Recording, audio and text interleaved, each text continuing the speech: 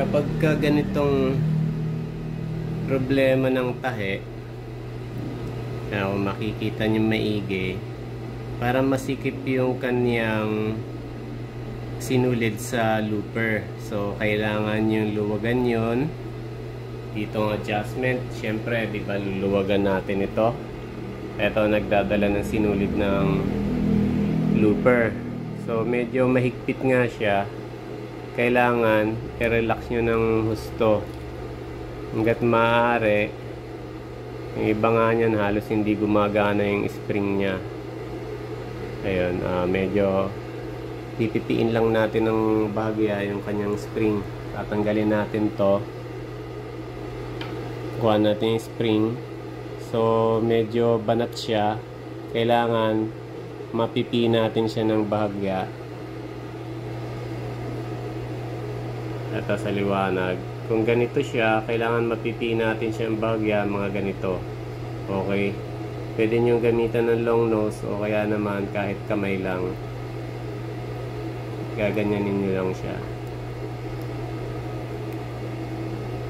Unti-unti lang kasi manipis masyado tong spring na to. Pwede itong maputol pag nasobrahan.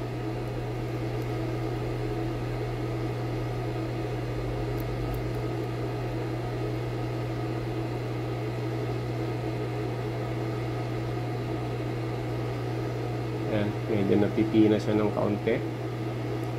Konti pa.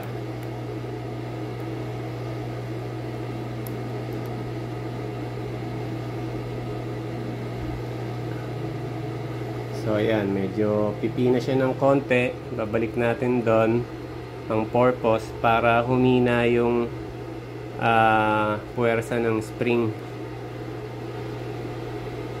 Okay, kasi masyado na natatanggal tong ating tension knob.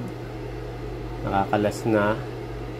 At yung spring natin ay medyo malakas pa rin kasi nga banat siya. Medyo nasobrahan. Tuwagan natin ulit ng kaunti.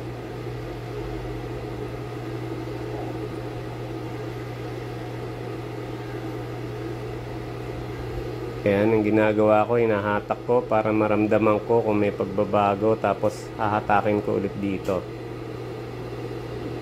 Ayan. So eto, tingin ko maluwag na to, sobrang relax na. I-testing ulit natin yung tahi ng makina.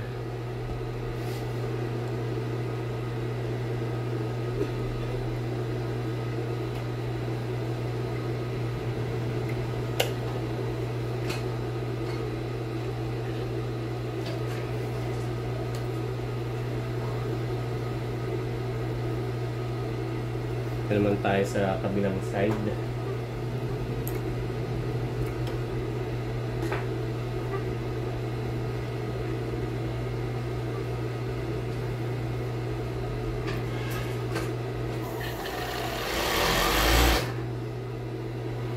Ay, ito yung ibabaw. Ito yung ilalim. Ayun, no? Nag-flat na siya, oh. Hindi na siya parang banat. Makikita nyo yung sinulid nung ating spreader looper ay medyo relax na.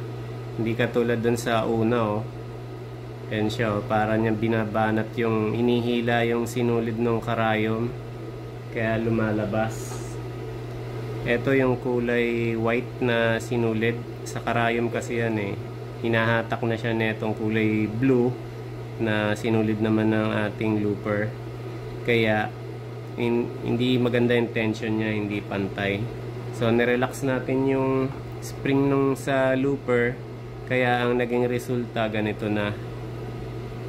Ayan, nag-flat na siya. Testing pa natin.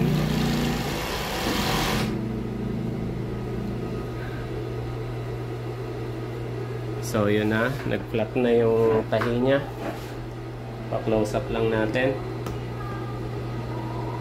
So ayan na tahi niya. Kanina kasi eto tahi niya.